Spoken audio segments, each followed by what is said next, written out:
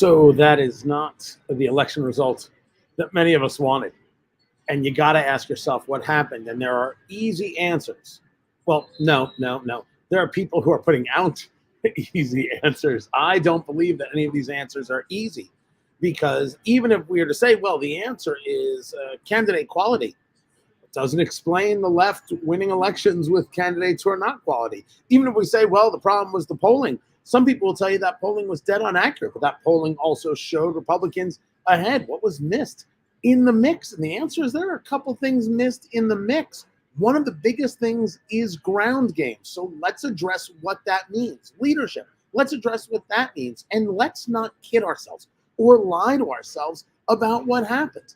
This is not what we wanted. That doesn't mean there weren't some very, very, very good results that need to be built upon. Guys, it's good to be with you for a little Cigars and Solutions presented by Americans for Prosperity. AmericansForProsperity.org is what's going on. Allow me to light this up. This is the Carême. Look at that. Look at that beauty right there. This is from Crowned Heads. This one is a box press. Oh, don't tell me my lighter went out. That's going to be miserable. Don't panic if it does. Don't panic. Okay, panic a little. Panic. I should have tested this in the meeting. This is a 6.5 inch by 48 cigar in a box press. A box press means it's got that squared off feel to it. And what a box press comes from, although some people will tell you that a box press was created so it could have more cigars in the box, it's not. It's from the rollers in Cuba to keep their cigars from, falling off the table in the wind as they were rolling. See? Patience, people. Same thing is true about elections. You want to toast that right there. I like to hold it a little more up, down, because heat rises right there. You want to make sure you're getting that nice and orange glow going on. It's a Connecticut broadleaf, and that is one of my all-time favorites in a cigar. I like the guys at Crowned Heads quite a bit.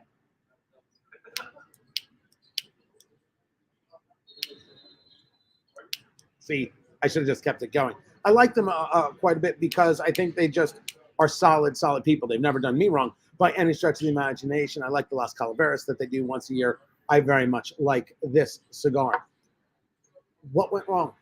How in the world do you lose something that was in the bag? That's the question everybody's asking.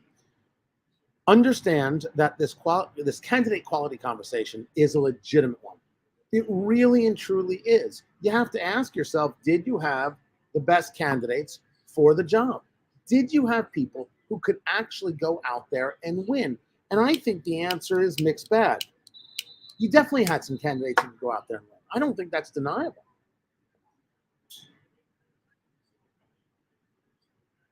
There we go. J.D. Vance won. And J.D. Vance was supported by Trump, and he aligned himself with Trump. I mean, that's just an undeniable. So if you want to blame Trump, you'd have to look at Ohio and say, well, Trump didn't fail everywhere. Now, did he? But you can look at the fact that Mike DeWine, the Republican governor, won that race by 25 points. Vance won his by 6.5, 7 points. Does that tell us something about how the voter saw things happen? Blake Masters had started to pull ahead according to the polling that was out there. Doesn't win in Arizona. You have Adam Laxalt, who was ahead of Catherine Cortez Masto, the incumbent Democrat senator, loses there. Now, already I'm getting this question. This question right here, clear of fraud in Arizona and Nevada.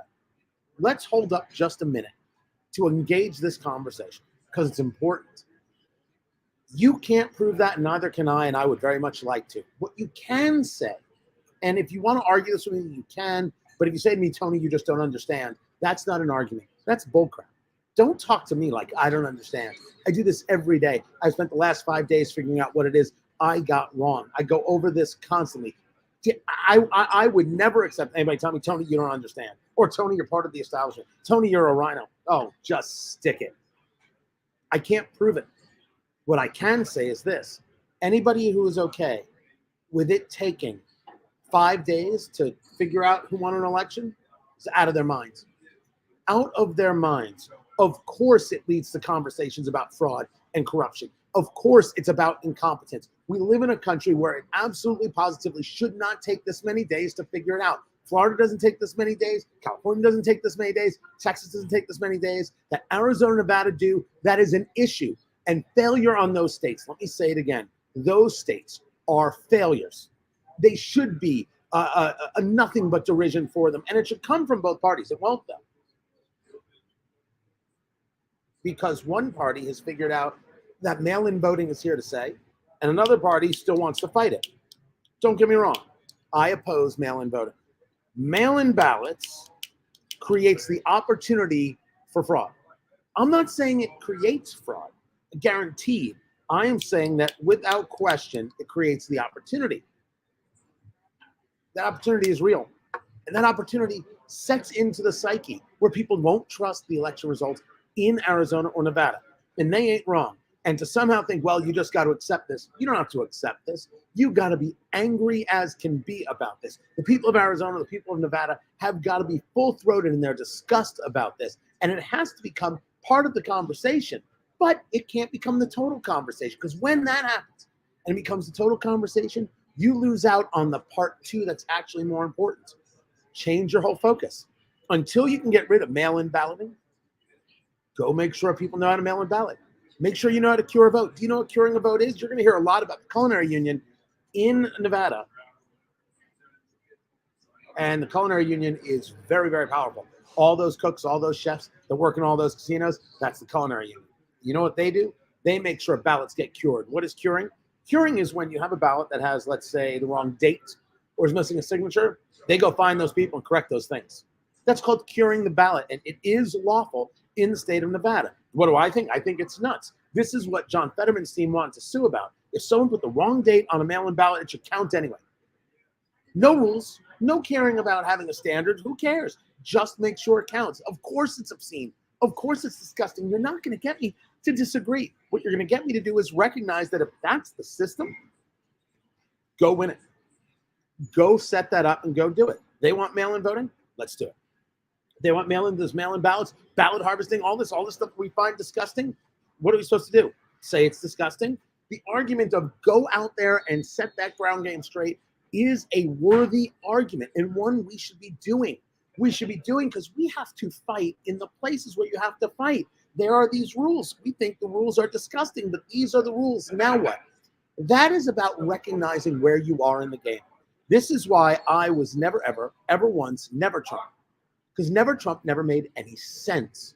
It's a non-conservative position because never Trump is about denying the reality in front of you. Why in the world would you ever deny your reality? That's crazy. That is what the left does. Reality says we need oil. You know what the left says? Get rid of all oil, get rid of anything that actually works, and let's base it all on wind and solar. Of course that's not the answer. You can't run a country on wind and solar, but that's exactly what they're doing. That's ideological, not rational. Ideological is we need to get rid of mail-in voting. I'm not saying no. Mail-in ballots, I wholeheartedly agree. Rational is we have to make sure we're competitive. You telling me that's all it's going to take? Just be competitive in this space, and the next thing you know, those half-point victories for people like Catherine Cortez Masto, the Democrat out of Nevada, the Senate candidate, they turn into victories? Okay, if that's all it takes, that's a solution. That's a solution we should address. Now, these elections don't explain away certain other things. Like, how do you have Joe Lombardo, the Republican, win the governor's race, but Catherine Cortez Masto win the Senate race? You split the ticket. How in the world does that happen? Well, that goes back to this candidate quality conversation, which we should agree is a thing.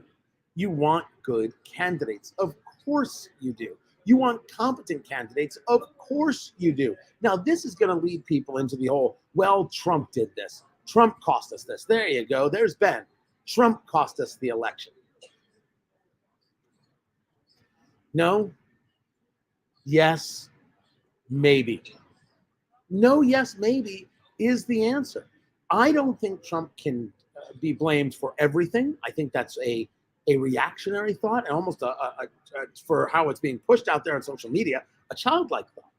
But the idea that, well, we have the data that shows here are these Trump-endorsed candidates. Here are the people they beat in primaries who could have been much better mainstream candidates. and we now don't have control of the Senate. That's data. That's undeniable. So why in the world would we ever deny the reality in front of us? Data matters. Some people are pushing the data that, amongst 18 to 34-year-olds, 69% of people voted for Democrats. Yeah, no crap. No crap. Let me grab a light from you, David. I'm going to steal that from you right there. See that? I'd steal a lighter because my lighter was not working, guys. You cannot deny data. You have to figure out what it means. And certainly, when you take a look at young people, thank you, sir. When you take a look at young people voting for Democrats, you can't be surprised by this. Is that the place where you're supposed to compete? Well, let's say that's the place that was most making movement on the concept of abortion and reproductive rights. By the way, abortion is not a reproductive right. Abortion can't be a reproductive right because abortion is not about reproduction. It's about the opposite. No one should be surprised by that number, especially by people so bothered by the idea that what they consider to be the only thing that matters, their religion, taken away. But it wasn't taken away because Roe v. Wade didn't take away abortion in Illinois or in California or in a multiplicity of other states. And you see a lot of states that rejected the idea of bans on abortion. No kidding. Where America sits is that they want it safe, rare, and legal. Now, Montana, this bit of legislation that they had where they were asking on the polls, if a baby is born after an abortion and is viable, should this kid basically be allowed to live? And they're like, no, the doctor can still make a decision. Basically is what the doctor should make. What is this? What is this madness? I mean, that's depraved. That is depraved stuff. And there's going to be a lot of questions about what Montana has done. But the country wants safe, rare, and legal. That's what they want. And so when you see these states moving these restrictions, but it has 12 weeks like Indiana does, or 15 weeks, that's what Lindsey Graham wanted nationally, although I don't want any of that from the federal side. This is where people are. This is where they're at. This is what they want. That's not deniable. That's the reality of the situation. Only culturally can you reduce the number of abortions in America. Legally, you will never get to a place where it is outlawed. So why, oh why, would we make that topic number one? But the truth is we didn't. And the other truth is that the people who are opposed to abortion should never stop. You don't have to. There's no need for you to stop. You're allowed to have your conversation. That other side isn't speaking for America. I love it when they say the women of America have spoken. There are millions of women who oppose abortion. You're not speaking for women. What kind of nonsense is this? Who are you kidding when you think you're speaking for women? Not at all, not in any way, shape, or form. Some women, sure as hell, not all women. Great example of a subject that you can actually go out there and engage. You can engage it, but you shouldn't be surprised that there are these very young people who have been taught their whole lives that abortion is not only a constitutional right, it's the single most important constitutional right that ever existed, and guns don't matter, free speech doesn't matter, and hell, quartering soldiers in your house doesn't matter. They don't know about the Third Amendment. Neither here nor there. And then it got taken away, and they totally freaked. But poll after poll showed that it wasn't this top-line subject. It wasn't the thing moving the election. So how the hell did we get to a place where some of those subjects, like abortion, moved the election?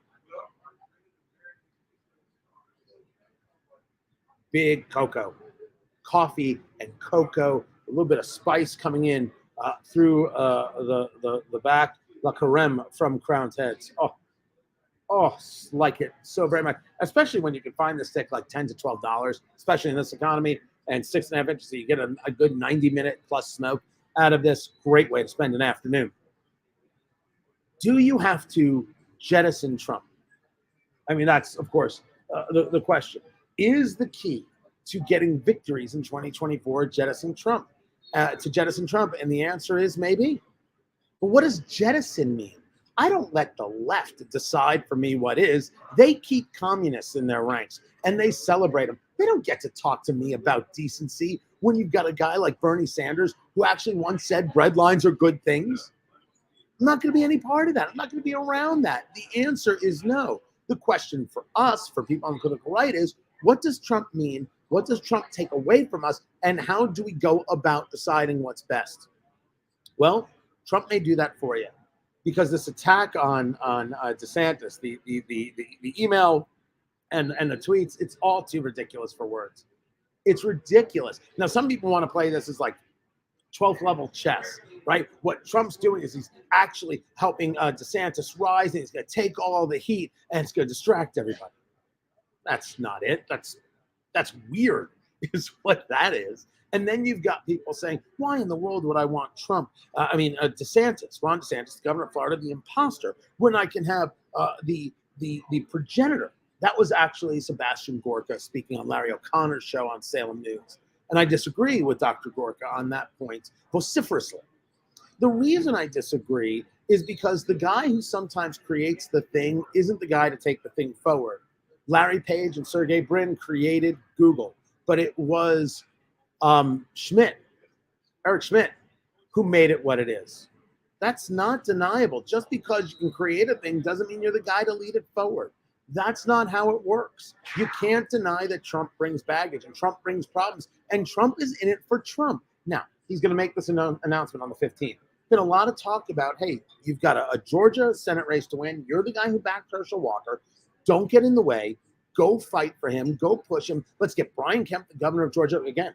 Kemp wins his race by 7-8 points against Stacey Abrams, but Herschel Walker, he has to go to a runoff. What does that say? It says that people actually do look at candidates in these different ways, at least on the right, not necessarily on the left. They'll vote for commies. They'll vote for people who are anti-Semites, like Representative Ilhan Omar, Representative Rashida Tlaib, based on their commentary. They'll vote for people who won't condemn Louis Farrakhan, like Congressman Andre Carson in my beloved Indianapolis. They don't necessarily focus on candidate quality. I don't know who they think they are lecturing to us about it, but we can't deny the results, so we should ask ourselves what it actually means. Trump isn't going to, at least at this stage of the game, change. He isn't going to not have this announcement. Was he's going to run as a Republican, run as an independent? How will I know? I'm not in the inner circle. But the idea that it can only be Trump, that's wrong. It can be many people. It could be many, many, many people. It could very well be Ron DeSantis. Should we talk about this Florida win? How huge it is? You can try and disparage him from now until the end of time, President Trump. He took Miami-Dade County. He is seen as effective. He is seen as quality. He has written his own story. He is telling his own tale, and it is extremely effective. Why in the world do we deny it? Now, I don't know if he's going to run for president or not. I don't know if Ron DeSantis is going to run. No clue. But there's a reason people like him. There's a reason people are talking about him. And there's a reason that Trump is attacking him. It's not because of 5D chess or 12D chess, whatever in the world they call the thing. It's because Trump wants to clear the field. And Trump wants to out-tough him. If I'm Ron DeSantis, I've said this on air numerous times, you know what I say to Trump? Nothing. I don't respond. You're running a state. You are busy. You do not need to respond. You know, DeSantis can wait a year before getting into this race. DeSantis can be the last one in. DeSantis can absolutely be the last one in, and he very well may be. You can't deny what he did in Florida. And you can't say, well, you know, Trump laid the groundwork. No. That's just not going to work. That doesn't move voters. It just doesn't. It's great for the infighting, which, by the way, I'm fine with a fight, just not infighting. And the fight means let these people battle it out. Let's have the debates. I'm totally down with that. I don't know why it's so scary to some people. Our solutions have to be involved in taking a look at the data that we saw and recognizing that it's not lying to us, it's data. Now, if you want to argue the data is manipulated, you got to go prove that. But the data says that the political right lost, except they didn't, did they? In Iowa, they took positions they haven't held for 40 years, extremely close to taking out the governor of New York, Kathy Hochul, with Lee Zeldin, very close to taking out Tina Kotek, the Democrat in Oregon, with Kathy Drazen. I think it's Drazen. Man, good things happen. And you want something really good that happened? School boards all across the country, where parents were told that if you disagree, you're a domestic terrorist. And the parents said, it's our kids. We'll decide. And they kept on fighting. That is incredible and something to build on. They moved a better message. They were more connected, locally, directly, focused. Right in that direction right there. This place called Fishers, Indiana. And in Fishers, Indiana, 4 people on the political right opposed to the critical race curriculum, opposed to the SEL, opposed to the attack on our kids. They ran, and all 4 won. All 4. This happened in places all across the country. Now, where I live, it was only one of the 3. And there was some ticket splitting, things like that. And I've got people that I blame all the way around for that. But people came out in mass numbers to vote against the critical race curriculum, to vote against the wokeness. These are things to build on. They're good. And we should build on those things. But we have to honestly address what it is we're looking at. One of the things we're looking at is rhetoric is meaningless. Ground game, strategy matters. Strategy beats rhetoric every day of the week. And the strategy has to include the fact that mail-in balloting is here right now, even though we don't like it. And you have to go out there and make sure people are mailing in their ballots. You have to engage in ballot harvesting. You have to make sure you're helping secure those ballots so every ballot counts. You got to go do it. You got to go do it. You got to make sure that you're picking candidates who understand where they live. They're not playing in some national conversation. They're playing to the people who live in that municipality or in that congressional district or in that state. It isn't about personalities. It's about people. And if you aren't focused on that, you cannot win in the main. In the main. And I think this election proves it. This is Rod right here. What's up, Rod? Would Republicans be better in the long run if they don't take the House? That way they can't be blamed for what happens in the next 2 years. I'm not somebody who ever plays like that. I'm really and truly not someone who plays like that, right? Everything can be a liability. But I want them to win the House right there, just so they can remove Adam Schiff from all committees and Eric Swalwell, and then start an investigation into his relationship with the Chinese spy named Fang Fang. That's a real story that needs to be addressed. I want it done. I don't care whether the left likes it or not. You know, Representative Democrat Ted Lieu, who's a nasty guy, has already said if the House goes into Republican hands, they're going to do stupid things like looking into Hunter Biden's laptop, and that's so stupid, and people are stupid, which means you should look into Hunter Biden's laptop. But you also, if you have the House, the first 100 days, if you watched my live stream during election night, you heard me talk about this. During the first 100 days, you have to be putting out pieces of legislation. Inflation, let's stop the spending. Here's a piece of legislation. Taxes, let's stop abusing small business owners. Here's a piece of legislation. The border, we got to save people's lives by not encouraging this open immigration insanity. Here's a piece of legislation. Put it out, put it out, put it out, and let them deny it. Let them say no, and then call them what they are, obstructionists. Call them what they are, unwilling to deal with the issues. Hey, small business owners, you deal with inflation because the left won't do anything. Here's what we put out. We have 200 plus economists who tell you that the Inflation Reduction Act is raising inflation. Here's what we've got. The economists say this is better. We believe it's better. You as a business owner are going to do much better. You're going to be able to feed your family better and support your employees better. This is what we're trying to do. And the left is saying no. That's how I would do it. That's how I would do it, which involves actually having a strategy that is much greater than Democrats bad. You got to have legislation. You have to have policy. And you got to be able to articulate it, baby. You got to be able to talk the talk. Republicans are really bad at this. Super, super bad at talking the talk. I think it was Lee Zeldin who said, you got to go into every neighborhood. You got to go into every area. You got to talk to people. You got to talk to people who are different than you. It's like somebody was listening to my radio show because I've only been preaching this for the past 5 years. I've said many times, why can't I get invited to speak at a black church? I would love to speak at a black church. Someone invite me. Someone invite me. I don't charge to speak at black churches. I just go. I don't charge to speak at churches, by the way. I just go, unless it's a special event, in which case I might charge. I'm still a capitalist, and that's just the way it is. I want to go. I want to have the conversation. People are afraid. I don't understand it. I should say people. Republicans are afraid. I don't get it. It doesn't make any sense. And not all of them, but far too many afraid to reach into where people live and talk to them. It's easy to do. You just do it. You just do it. This is Eloise, super, super, super fan of the radio shows. She's been with us for a long time out of Buffalo there. Do you feel that Trump was more of a drag than a boost to Republican candidates this cycle? And do you feel the history of the party and executive power losing seats during midterms has now gone the way of the dodo? No, it's going to ebb and flow. It's going to ebb and flow. That's another thing, though, that you're mentioning that I shouldn't mention is important. Crime is still a subject. Inflation is still a subject. Doesn't matter if the left say these things don't matter. Of course they matter. People still discuss them as mattering. They just thought some other things for them on a personal level mattered more.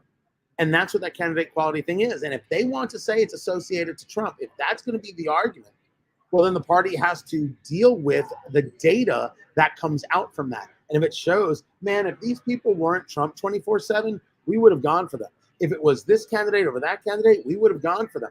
What are you going to do? Deny that? Or work with that? I mean, this is basic, simple, elemental stuff. Elemental stuff right here. That's what it is. Matt, I saw this. People being added to the voter rolls. I haven't looked at any video, but I've seen that this is out there. I can't confirm, I can't deny right now. You're asking me if I think fraud exists. The answer is yes. I do think fraud exists. I think in Arizona, Maricopa County, I think in Nevada, when you take days to determine election results, you are inviting fraud and you get people to believe there is fraud. They will not trust you. It's disgusting and wrong that it happens in America. The people who are okay with this are like, no, it just takes days to count the vote. It doesn't take days to count the votes. It doesn't take days to count the votes. That's not true. That's Banana Republic bullcrap. It isn't real. Don't let anybody tell you otherwise. You should call people liars and frauds when they say such a thing. But it would be a lot better for us if we gave them votes to count that actually went for Republicans as well. That would matter greatly. Now, I'm not a Republican, right? I'm a conservative. It's a different thing, for sure. But the Republican Party is the party. And, I gotta work with what I got to work with. And they need to do better, which brings us to the final part of this conversation. I'm talking so much, I haven't smoked a cigar, which is too bad because I love this. The La Carême from Crowned Heads. Such a good stick. I'm going to enjoy this in its entirety in about 2 more minutes. Leadership has got to go. Look, you can say what you will about Mitch McConnell, and I have. Mitch McConnell has a soft place in my heart. Why? Merrick Garland. What Mitch McConnell did to keep Merrick Garland out of the Supreme Court is unbelievable.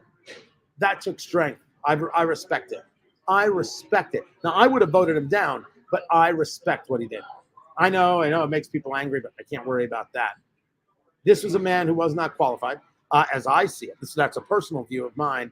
And Mitch had a theory. We don't do this now. We're in an election year. No. You can agree, disagree, whatever it is. But even with that, there comes a moment when your leadership doesn't make the difference. Now, there are reports, Luke Rosiak reporting over at Daily Wire, showing that, yes, he did put money into elections. He put real money into elections, far more money than Trump put into elections. And a lot of those elections didn't work out. A lot of people will focus on he put money in the Alaska race, trying to keep Lisa Murkowski in office as opposed to another Republican, Kelly Shabaka, who I do hope wins. And he didn't put money into the Blake Masters race. I think it was like $6 million he put into Alaska and didn't put into Arizona. I don't know if $6 million would have made the difference. But neither here nor there. Leadership changes are required. They change NFL coaches. You should change leaders. And I think Marco Rubio saying we should delay on the vote for leader is proof of that. Carol saying hi. Hi, Carol. Hi. Also to replace Kevin McCarthy. I don't want to be angry at Kevin McCarthy. But, I mean, we don't know right now if you're going to get the House. You have to go. And Ronna McDaniel, the chair of the RNC. You have to go. You have to go. I don't want to hear it. You've had 3 elections where you did not bring about solid results, 18, 20, and 22. It's not a question of whether or not you're a nice person. You're a nice person. You cannot lead this organization. We need somebody else. It has to change. We need different leadership. Just as a signal to the party that there is competence, there is capability. We take responsibility, and nobody is owed leadership. No one is owed the leadership. We are making changes because this is what it takes to do. This isn't a reactionary move. This is 3 elections move. That's all there is to it. Guys, I'm thrilled that you were here. I appreciate you. I appreciate Americans for Prosperity, AmericansForProsperity.org. Let me do this show. I'm only angry that it went out. I'm only angry that my lighter went out. That's a sin. Look at that. Look at that. What the hell is that?